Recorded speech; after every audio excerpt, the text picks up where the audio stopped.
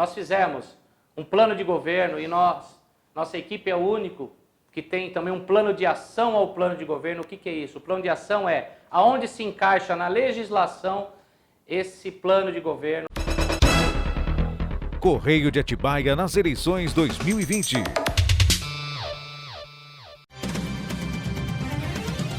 Patrocínio Unifat. Vestibular 2021 Unifat. Inscreva-se já. Prova online dia 30 de novembro.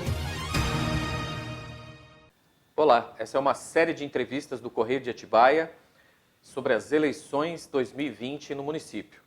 Hoje a gente está aqui com Kleber Gerage. Bom dia, Kleber, tudo bem? Bom dia, obrigado pela oportunidade. O Kleber Steven Gerage é brasileiro, casado, natural de Atibaia, São Paulo, nascido aos 17 dias do mês de novembro de 77.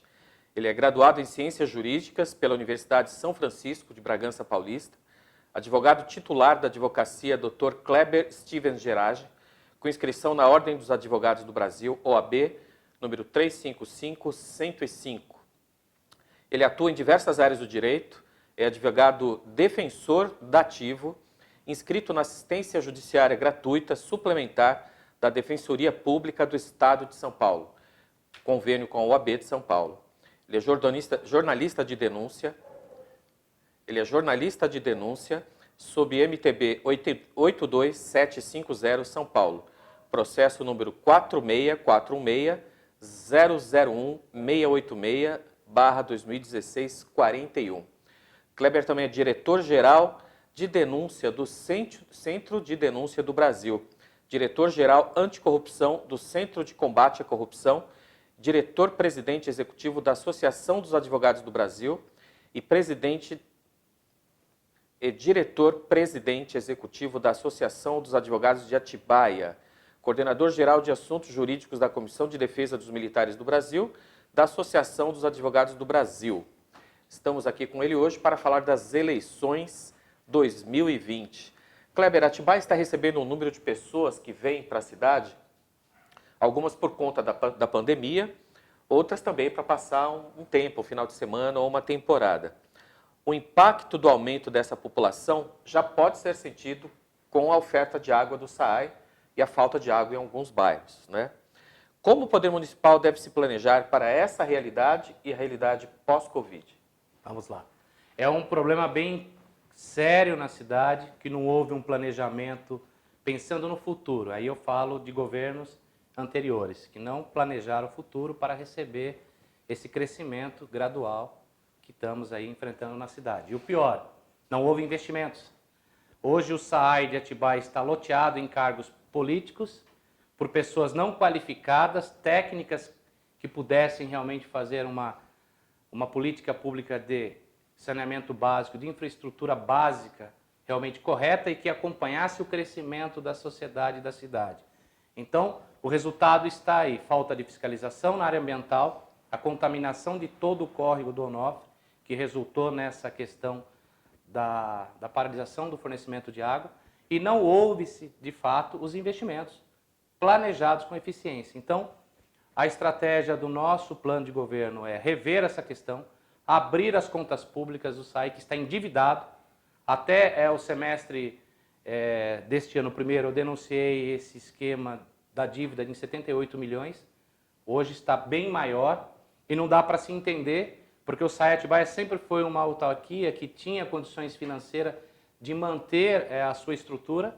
Hoje, como é empresa, né, que fizeram ela se transformar nessa questão jurídica de empresa, ela se endividou, ela se emparelhou em cargos políticos e não técnicos, e a cidade não acompanhou o crescimento. Então tem que ter gestão pública voltada realmente ao interesse público, tem que ser feito um planejamento emergencial para ver os focos de onde estão os problemas dessa questão de fornecimento de água, coleta de lixo, fiscalização ambiental e realmente exercer as obras emergenciais que a Atibaia precisa para acompanhar esse crescimento. Então a gestão ela tem que ser feita planejando o imediato e o futuro. Isso não foi feito nos governos anteriores. É por isso que nós estamos aqui com uma campanha independente, porque nós entendemos que esses 20 anos desses mesmos que estão aí é que tornaram essa cidade do jeito que está hoje, sem fornecimento de água, a água com má qualidade, cobrança de taxa de esgoto e de lixo acima do normal, ou seja, tudo exorbitante e o serviço não chega. O atual prefeito está deixando uma boa impressão em relação às obras de infraestrutura e isso pode ser visto aqui na própria rua, no bairro e na periferia, né, com ruas asfaltadas, iluminação. Como é que o senhor vê essas obras de infraestrutura que mudaram a fisionomia da cidade e como é que o senhor pretende fazer caso eleito? Na verdade, são obras que foram feitas para angariar votos, no meu entendimento, porque não foram planejadas com a infraestrutura básica intermediária, ou seja, anterior a isso. Ou seja, se colocou asfalto em alguns lugares, mas não se colocou infraestrutura de encanamento, coleta de água, de esgoto, não houve toda essa questão do saneamento básico, que é o principal. Depois vão lá e quebram-se toda essa estrutura para se colocar novamente. Ou fazem toda essa ligação, mas não tem o terminal de coleta ou de recebimento de água. Ou seja, no meu entendimento, são obras com fins eleitoreiros sem planejamento. A nossa proposta é, primeiro, realmente ir no foco da questão, nos bairros, ouvir a população. O problema é ouvir a população e fazer as obras que a população necessita e não o que o governo quer impor. E obras que têm que ter planejamento, eficiência e, acima de tudo, respeito ao dinheiro público. Então, a questão é, o asfalto é o último a ser feito, a iluminação é o último a ser feito quando se faz as obras emergenciais, que são aquela infraestrutura básica. Ninguém vive sem água, sem coleta de esgoto, de lixo adequado, se não tiver essa estrutura, né, adequada para o mínimo. E aí você vem a questão do meio ambiente, a questão de saúde pública. Então, não adianta nada você jogar asfalto nos bairros, mas esquecer a infraestrutura básica. Aí nós temos a questão da coleta, por exemplo, a questão da coleta de esgoto. Hoje nós pagamos na tarifa de água 80% de tratamento, só que não se trata 40%. Isso é estatístico documentado. Então, você está cobrando da sociedade serviços públicos que não são correspondentes ao que você tem que pagar. E o pior, você também coloca-se postes nos bairros e não tem iluminação e cobra a iluminação das pessoas. Nós estamos vendo isso. Então, isso é uma incoerência que tem que ser tratada com responsabilidade e, às vezes, até na justiça, porque isso é muito sério. Por exemplo, também você cobrar uma taxa de consumo mínimo de água, que hoje é 10 metros cúbicos, sendo que tem pessoas que não gastam 5 de baixa renda. Você está cobrando a mais. Isso fere todo um sistema jurídico também de cobrança, até o Código de Defesa do Consumidor. Então, são planejamentos. Então, a minha prioridade não é obras para dar votos. A nossa prioridade é planejar as questões emergenciais nos bairros e criar comissões de assuntos relevantes em cada bairro, com a sociedade sendo ouvida e a equipe técnica de governo. Vai ser feito as prioridades que a população necessita e não o que o governo quer. Nossa ideia não é governar de cima para baixo, é de baixo para cima. Então, nós vamos realmente ter que rever toda essa estrutura da máquina pública para entender em que situação realmente a população está vivendo hoje, nos bairros, nas comunidades e nas regiões. O senhor falou um assunto interessante que é meio ambiente. Quando a gente fala em meio ambiente, se pensa na Pedra Grande ou se pensa em florestas, mas essa questão da água tem uma relação muito estreita também com as ocupações irregulares. Sim. E que são, em certa medida, consequência de uma especulação imobiliária, né? As pessoas Sim. não podendo morar em lugares mais centrais, acabam sendo disponibilizadas áreas distantes ou, muitas vezes, construções que são muito longe do eixo das escolas ou do trabalho, né? E outras também têm uma questão da adequação à legislação ambiental. Então, são vários fatores, né? Da especulação, das ocupações irregulares e essa questão do desrespeito à legislação, né? Muitas pessoas morando num determinado lugar, prédios muito altos. Como é que o senhor vê essa questão para Atibaia? Atibaia tem um problema sério com relação a loteamentos clandestinos. Esse é um primeiro ponto. Segundo é a questão da especulação imobiliária. Nós podemos ver essa questão do IPTU que foi feita em Atibaia.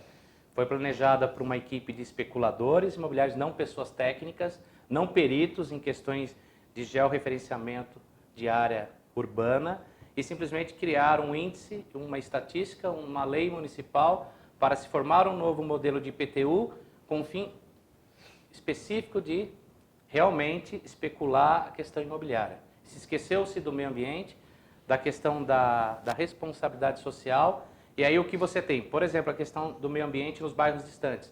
O lençol freático da nossa cidade, no geral, está sendo afetado por quê? Porque não se tem coleta de esgoto, as pessoas têm fossas nas suas casas, e isso está contaminando todo o lençol. Isso vai ser um problema para o futuro, não só para agora.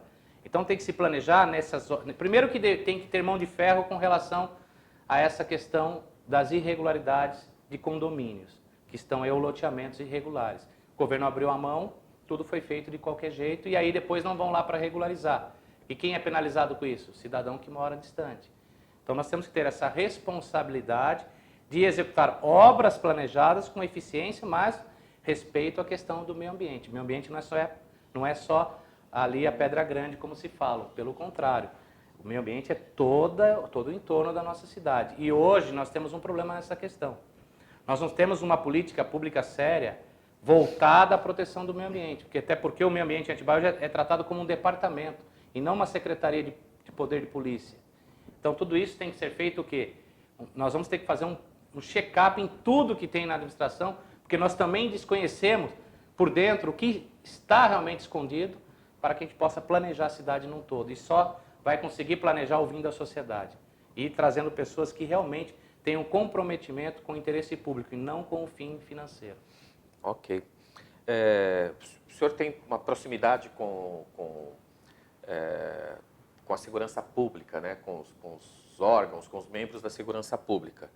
Em Atibaia foi feito um projeto, que todos conhecem, né? de monitoramento da cidade, e até na TV isso passou como uma cidade, uma das mais seguras do Brasil.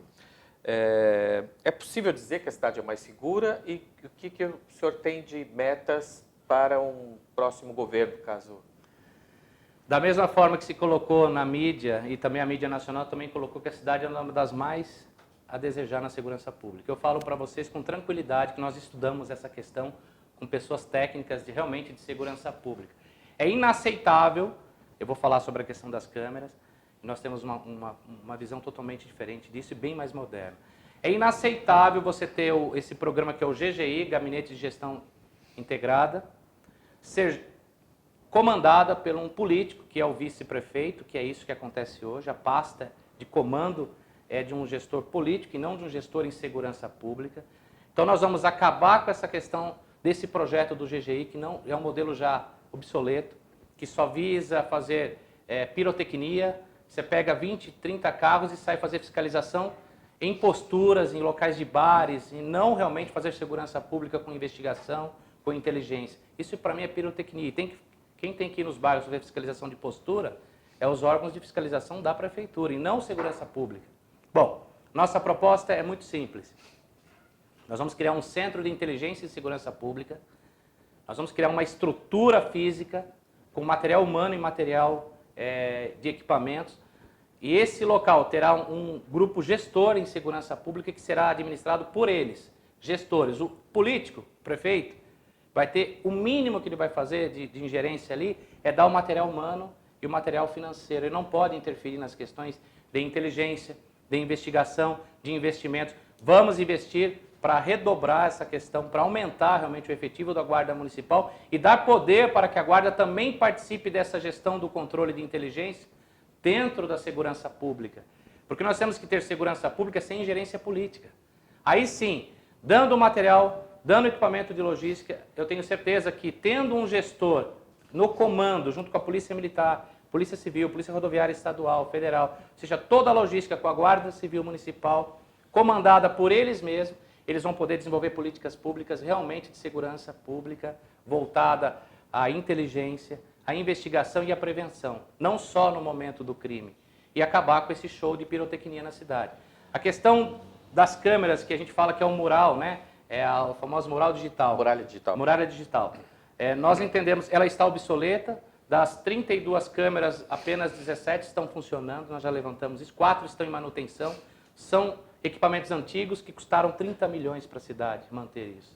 Isso é muito sério, sendo que nós podemos fazer, nós temos uma ideia de fazer a malha digital na cidade, que é totalmente diferente. Você vai usar o sistema de satélite que já existe, que é disponível para os municípios, que ninguém tem esse conhecimento, digo, gestores antigos, né, que não querem modernizar, e que você pode integralizar isso com todas as comunidades, todos os bairros na cidade inteira. Então, na verdade, não vai ficar só em alguns focos. Detalhe, o crime, as ocorrências sendo utilizadas por essa muralha são 1% só. Nós levantamos isso estatisticamente. As ocorrências utilizando essas câmeras só deram resultado em 1% só. Assim, de identificar um carro furtado e nada mais do que isso. Então isso não funciona, foi obsoleto, é de política antiga. Então nossa ideia é modernizar realmente, colocar segurança pública na mão de quem discute segurança pública e não de político. O político não tem que discutir segurança pública, ele tem que fazer investimentos, fazer com que isso funcione, dar a independência, não só ficar também criando esse sistema para entregar medalhas, como fazem hoje. Nós somos contra, vamos ser bem radical nisso. Preparamos realmente uma política pública voltada à segurança com realmente tecnologia, com inovação, com investimentos e valorizar nossa Guarda Municipal, que hoje está desvalorizada, está realmente abandonada e está na mão, como eu digo, de políticos. Nós queremos realmente seriedade. Vou aproveitar, depois, se vocês quiserem, vocês podem até cortar. Queria aproveitar para falar da muralha. Ela tem alguns pontos cegos, né? Porque Vários. você tem um número limite de monitoramento, mas tem outros pelos quais a gente que circula pela cidade sabe que as pessoas podem sair por ali também, né? O senhor pretende incrementar isso ou esse sistema não O que não que funciona? você... veja bem, essa muralha digital, na verdade, Na verdade, o que seria muralha? Fechar a cidade. Sim. Isso não existe. Então, na verdade, você ter essas câmeras centrais em locais que têm grandes eventos, locais que têm grandes movimentações, em áreas centrais ou em bairros também, praças principais, isso dá para se integralizar e dá para se fazer segurança pública também preventiva com isso. Mas dizer que hoje nós temos uma muralha digital, numa cidade que nós temos 64 entradas e saídas, nós não temos nem 30 câmeras funcionando, então isso mostra que isso realmente veio só para dizer que fizeram alguma coisa em segurança pública.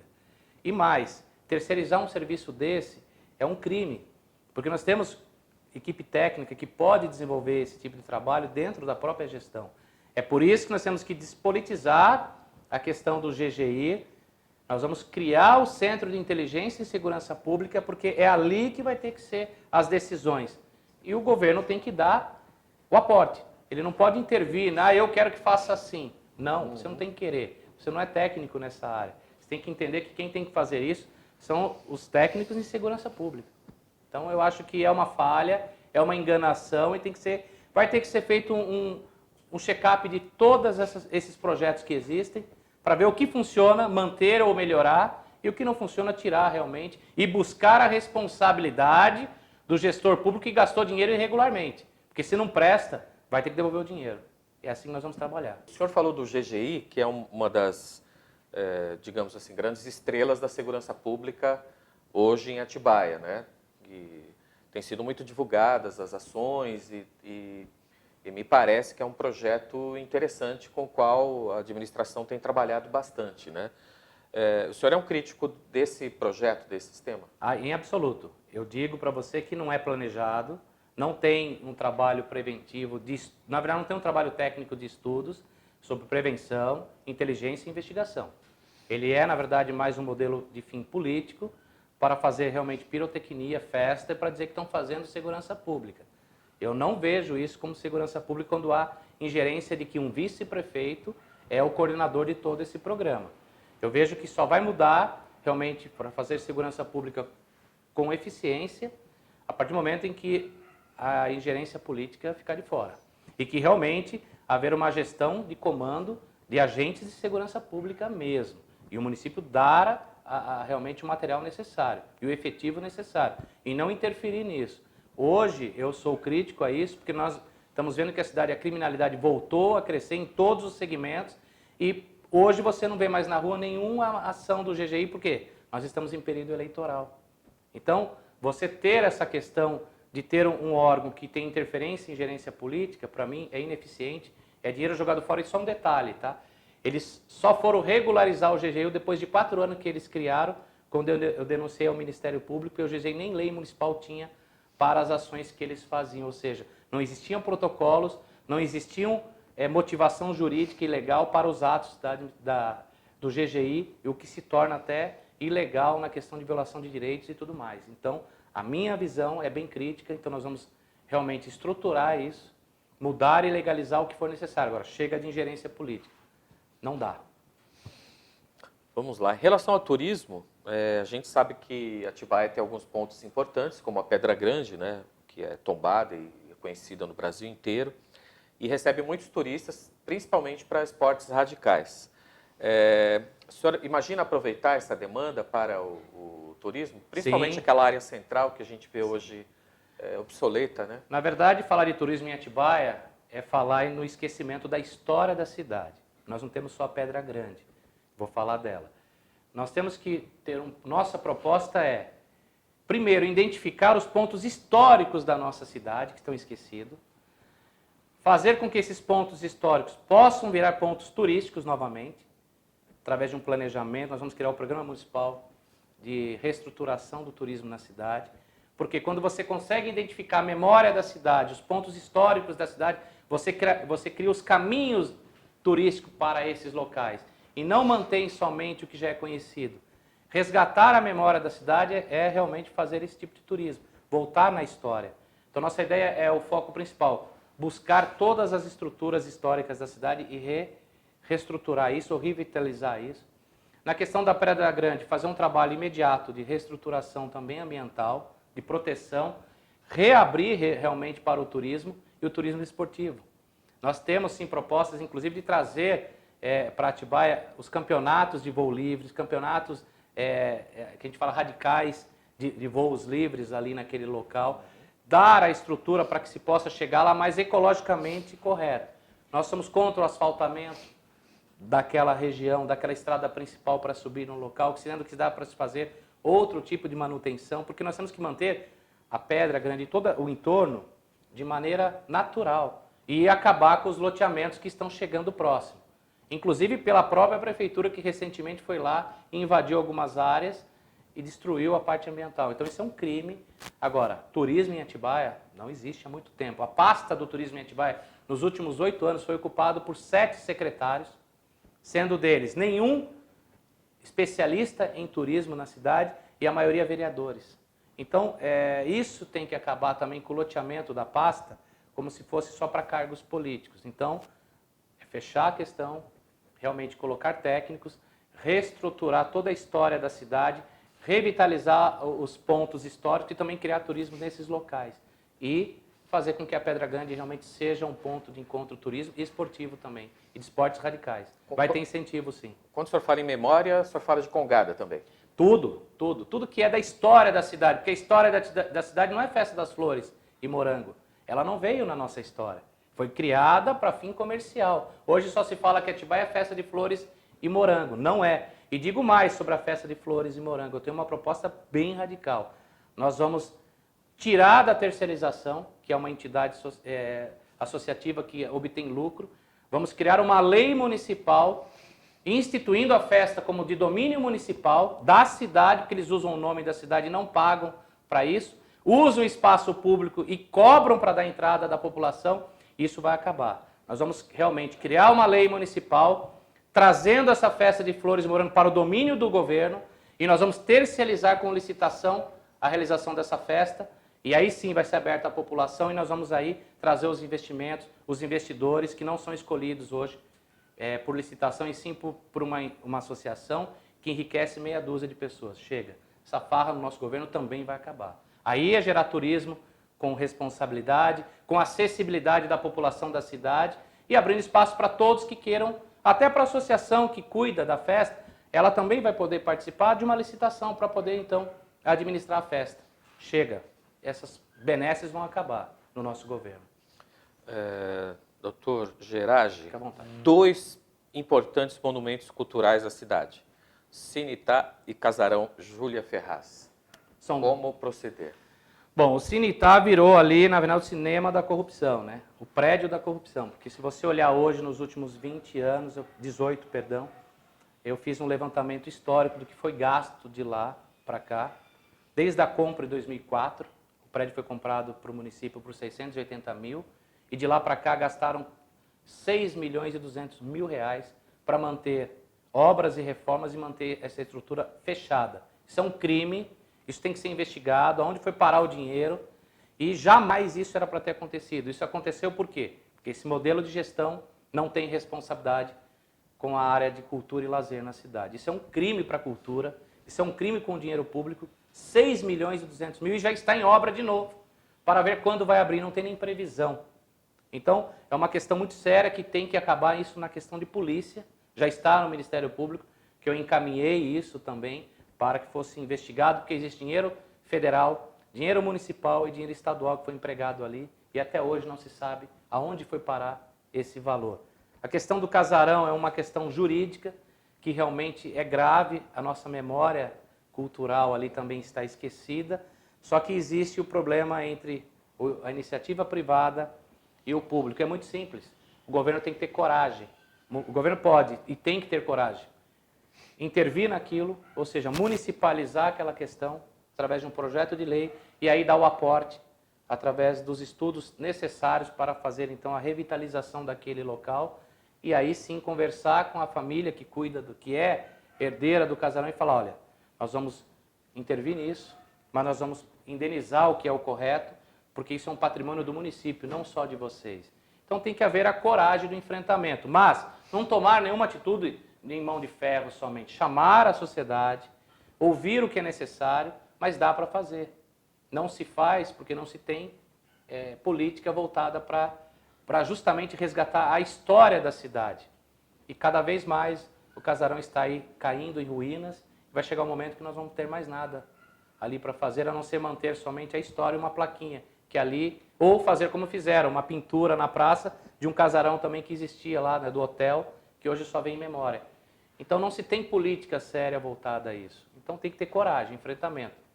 A nossa proposta é ir para o enfrentamento, mas ouvindo sempre a sociedade. Não tomar nenhuma medida sem que a coletividade participe. Eu tenho certeza que ouvindo a sociedade e a coletividade, nós vamos ter condições de fazer o melhor para a cidade, porque eles vão estar apoiando os projetos. E chamar a responsabilidade para a Câmara Municipal. Está aqui, ó. Estou apresentando um projeto de lei para municipalizar o casarão, tomar para nós, porque há o aporte da sociedade. Agora cabe a vocês. Esse vai ser o nosso ideal nesse sentido. Estamos chegando aqui ao final da nossa entrevista e gostaria que o senhor tivesse a oportunidade de falar com seus eleitores. O senhor tem aproximadamente 1 minuto para poder se manifestar. Bom, eu sou um candidato novo, não sou político de carteirinha. A minha história de 20 anos é no Centro Nacional de Denúncia no combate à corrupção. Nós fizemos um plano de governo e nossa equipe é o único que tem também um plano de ação ao plano de governo. O que é isso? O plano de ação é aonde se encaixa na legislação esse plano de governo, ou seja, aonde nós podemos cumprir na lei realmente esse plano de governo. Então nós temos um diferencial. Nós temos ideias que foram feitas com a sociedade, nós discutimos nosso plano de governo com a sociedade e mais. Criamos um plano de ação onde foram pessoas técnicas da nossa equipe que realmente foi buscar na lei aonde se coloca isso em prática para não ser mais um plano de governo do copia e cola que fique só aí na ficção. Então, a nossa proposta do PRTB 28 é a mudança como única opção de candidato livre. Obrigado pela oportunidade de vocês. Estarei sempre à disposição. Obrigado pelo aceite da entrevista. Obrigado. E nós ficamos por aqui. É o Correio de Atibaia nas eleições 2020. Entrevista com os candidatos a prefeito de Atibaia. Jornalismo sério, com o intuito de levar a você as informações de todos os candidatos. Patrocínio Unifat. Graduação Smart, Estudo Inteligente. Vestibular 2021. Inscreva-se já. Provas dia 30 de novembro.